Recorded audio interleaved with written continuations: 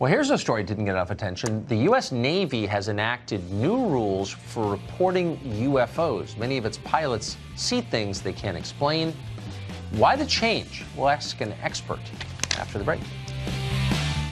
The Navy did just confirm that it is drafting new guidelines for personnel to report encounters with, quote, unidentified aircraft. The goal is to destigmatize the sightings of advanced, very high-speed aircraft that have been seen quite frequently approaching Navy ships and facilities without explanation. The Navy issued a statement that said, in part, this, quote, there have been a number of reports of unauthorized and/or unidentified aircraft entering various military control ranges and designated airspace in recent years. For safety and security concerns, the Navy and the U.S. Air Force take these reports very seriously and investigate each and every report. As part of this effort, the Navy is updating and formalizing the process by which reports of any such suspected incursions can be made to the cognizant authorities, unquote. Chris Mellon is a former Pentagon intelligence official. He's closely involved in the History Channel's upcoming 6-part series, Unidentified, Inside America's UFO Investigation. He joins us tonight. Chris, thanks very much for coming on. So we've gone in a pretty short period of time from the U.S. military not really acknowledging that there is such a thing to them acknowledging that these sightings are so frequent they need a formal process for reporting them. What's changed? Yes, thank you, Tucker. It's an extraordinary turnaround, and it's really the result of an interaction between Congress and the Navy. And the fact that this has gotten on Congress's radar began some discussions which elevated an issue that before this time had been smothered and kept at low levels of the bureaucracy. So now you have more senior policymaking officials hearing in some cases firsthand from the aviators involved and other personnel. They're learning the reality of the issue, and they're asking some direct and sometimes tough questions.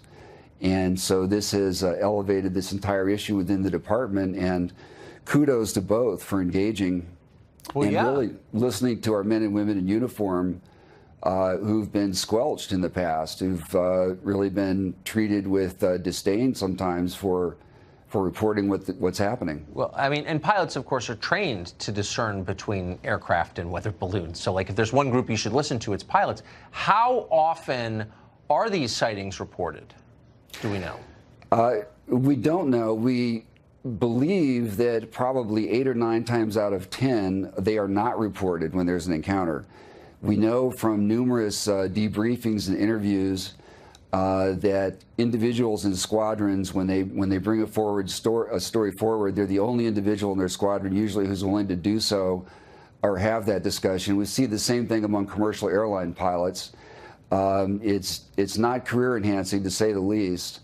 We know these individuals are often ridiculed, and were in the past, which is partly why this is such an important development. They're saying it's a legitimate issue now. You can talk about it. So, but what do they think? I mean, I was just reading this morning, some of these sightings, again, by military pilots who know the difference, estimate that these are objects moving at 15,000 miles per hour, for example. I mean, that's so much faster than any object, human-made object, has ever traveled that we're aware of. So what do they think that is? What's the going theory on this? Yeah, this is tough terrain. There are 3 hypotheses that people have put forward, and none of them are very comfortable.